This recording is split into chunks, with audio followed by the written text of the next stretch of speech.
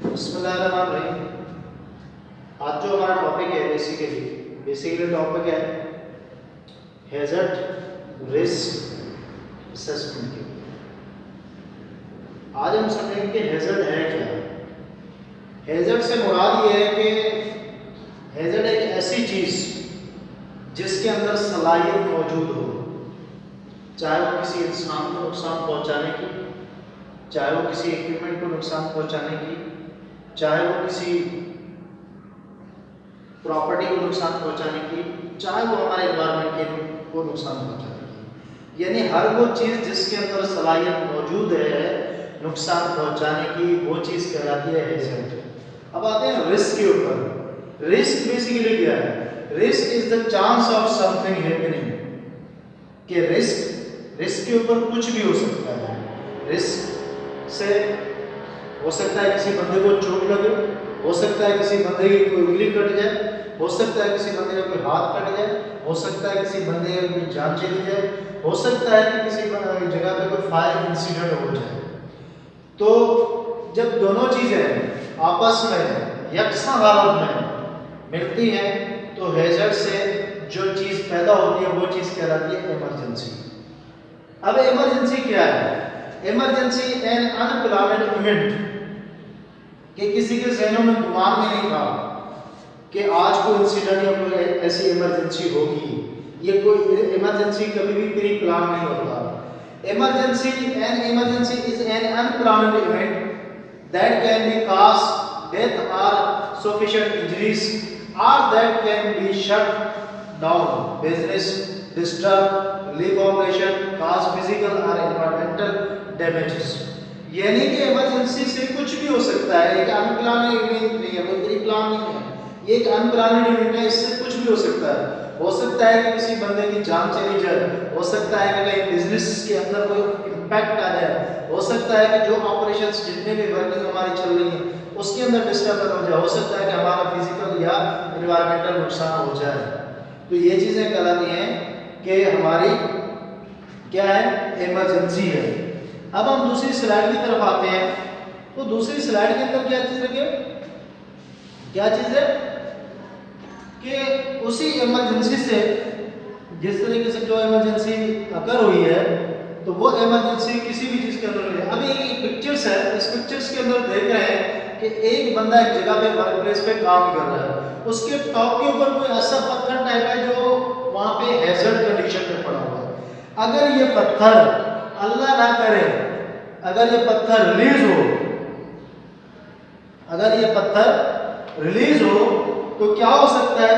जो बंदा काम नीचे कर रहा है उस बंदे की जान भी जा सकती है, उस बंदे की जिंदगी भी जा सकती है। तो अगर हम इसको प्रिवेंट करेंगे, अगर हम उसको लॉक एंड की में पत्थर को सेफ जगह पे सिक्योर करेंगे तो क्या हो सकता है कि हमारी प्रिवेंशन उसके ऊपर हो जाएगी और जो हैज़र्ड्स है वो हैज़र्ड्स हमारी कंट्रोल हो जाएगी। ठीक है। और अगर हैज़र्ड्स को नहीं कंट्रोल करेंगे तो क्या हो सकता है कि वो हैज़र्ड इस बनेंगे। अब हैज़र्ड्स के अंदर कुछ चीजें होती हैं बेसिकली क्या हो सकती है कि अनसेफ एक्ट, और दूसरी चीज क्या है, अनसेफ कंडीशन।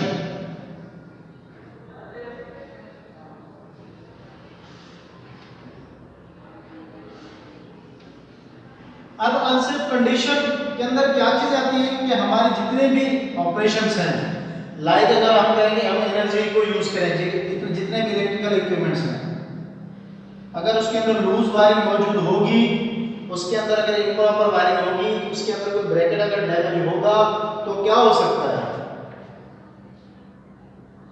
कि इंसिडेंट एक पैदा हो सकता है।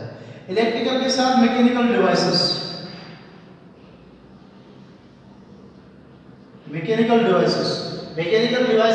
की वजह से भी, जैसे सेफ्टी गार्ड्स हैं मशीनों के ऊपर, डिटेल गार्ड है, आई गार्ड है, पुली गार्ड है, अगर ये गार्ड मैकेनिकल डिवाइसेस नहीं होंगे तो क्या हो सकता है, तो उससे भी कोई इंसिडेंट पैदा हो सकता है। अब अनसेफ एक्ट के अंदर क्या है कि हमने देखा कि किसी जगह पे लूज वायरिंग मौजूद है, अगर टाइमली उसके ऊपर एक्शन नहीं हुआ तो उसकी रिजल्टिंग क्या हो सकती है, उससे इमरजेंसी डेवलप हो सकती है। तो हैज़र्ड्स के अंदर कौन सी चीजें हमारी आती हैं? बेसिकली दो ही चीजें हैं कि unsafe acts and unsafe conditions के ऊपर। अब हैजर्ड्स कौन कौन से होते हैं?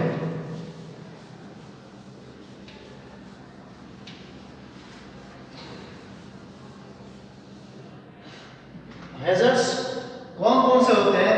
हैजर्ड्स होते हैं इलेक्ट्रिकल,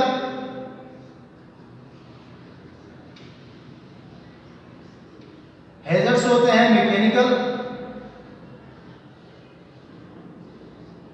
हैजर्ड्स होते हैं एनवायरमेंटल,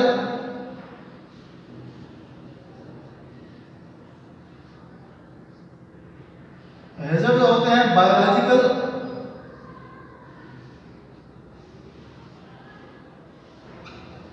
बायोलॉजिकल हैजर्ड्स होते हैं बायोलॉजिकल। उसके बाद फिर लाइटिंग,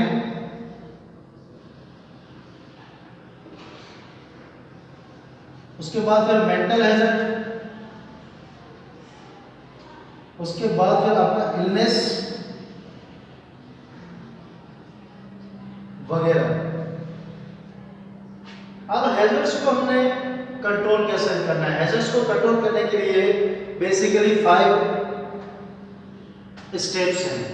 5 स्टेप्स के अंदर पहला स्टेप्स क्या है कि हमें हैजर्ड्स को आइडेंटिफाई करना है कि हैजर्ड्स की टाइप क्या है। हैजर्ड्स किस टाइप के हैं? इलेक्ट्रिकल में है, मैकेनिकल में है, एनवायरमेंटल में है, बायोलॉजिकल है, लाइटिंग है, डस्ट है, कौन सी कैटेगरी का हैजर्ड्स है? इसको आइडेंटिफाई करने के बाद हैजर्ड को हम क्या कर सकते हैं? दूसरा स्टेप में कि आइडेंटिफाई अगर हैजर्ड हो गया, अब दूसरा स्टेप हमारा ये होगा कि उस हैजर्ड्स को हमने क्या करना है? कंट्रोल करना है। कंट्रोल कैसे हम करेंगे? कि उसके ऊपर कंट्रोल मेजर्स लेंगे। कंट्रोल मेजर्स कौन से होते हैं? दो किस्म के कंट्रोल मेजर्स हैं। एक होता है एडमिनिस्ट्रेटिव कंट्रोल, दूसरा होता है हमारा इंजीनियरिंग कंट्रोल। एडमिनिस्ट्रेटिव कंट्रोल में यह है कि उस हैजर्ड्स को कंट्रोल करने के लिए हमारे पास प्रोसीजर्स होने चाहिए। प्रोसीजर्स होने चाहिए, कवानीन होनी चाहिए, पॉलिसीज होनी चाहिए कि ऐसे एनवायरनमेंट के अंदर काम करना नॉट अलाउड है। जैसे कि हम अगर कोई मेंटेनेंस स्टाफ हमारा काम करने जाता है तो वहाँ पे अगर पीपीएस नहीं पहनेगा तो हम क्या करें कि वहाँ पे एक साइन लगा दें कि without PPS do not work, कि बगैर पर्सनल प्रोटेक्टिव इक्विपमेंट के साथ आप यहाँ पे काम नहीं कर सकते। उसकी जो है ना वहाँ पे काम करने के लिए वहाँ पे उसके प्रोसीजर्स बनाए जाएंगे ताकि एडमिनिस्ट्रेटिव कंट्रोल उसके ऊपर अप्लाई हो। दूसरा आता है इंजीनियरिंग कंट्रोल। इंजीनियरिंग कंट्रोल से ये मुराद है कि जितनी भी उस मशीन के अंदर मूविंग पार्ट्स हैं तो उसके ऊपर डिजाइन, जैसे कि गिराड़ी चल रही है, बैट्स चल रहा है, उसके ऊपर गार्डनिंग, फेंसिंग, मॉडिफिकेशंस, वो सारी चीजें करनी पड़ती है ताकि इंजीनियरिंग कंट्रोल से उस चीज को जितना चाहे हम कंट्रोल कर सकें। तीसरी चीज क्या है कि हमने हैजर्ड्स को आइडेंटिफाई भी कर लिया, कंट्रोल भी कर लिया, लेकिन फिर भी उसके अंदर लैग रह जाता है क्योंकि किसी भी हैजर्ड्स को हम 100% रिड्यूस नहीं कर सकते। 100% रिड्यूस तब करेंगे जब या तो उस काम को स्टॉप कर दिया जाए, काम ही बंदा ना करे, तो उसको हम 100% स्टॉप नहीं कर सकते। इसीलिए हमें उसको रिड्यूस करना है। रिड्यूस करने के बाद उसी हैजर्ड्स को हमें आइसोलेट करना है कि आया ये जो हैजर्ड्स था ये कितने हद तक आइसोलेट हो चुका है। उसके बाद फिर चौथा स्टेप्स क्या है कि हमने उसकी रिकॉर्डिंग करना है कि मैनेजमेंट की रिव्यू के लिए प्रेजेंटेशंस बनानी है कि मैनेजमेंट उसके ऊपर रिव्यू करे। रिव्यू करने के बाद फिर उसका एंड में क्या है कि लास्ट में 5 स्टेप्स कि उस प्रोसीजर्स को कंटिन्यू मॉनिटर किया जाए कि आया जो प्रोसीजर्स उसके लिए बनाए गए थे तो वो इम्प्लीमेंटेड हुए या नहीं हुए।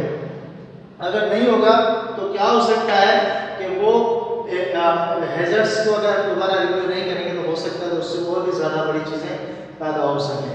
तो आज हमने यही सीखा कि हैजर्ड्स क्या है, हैजर्ड्स के साथ उसके इम्पैक्ट्स क्या हैं और कौन कौन से हैजर्ड्स हैं।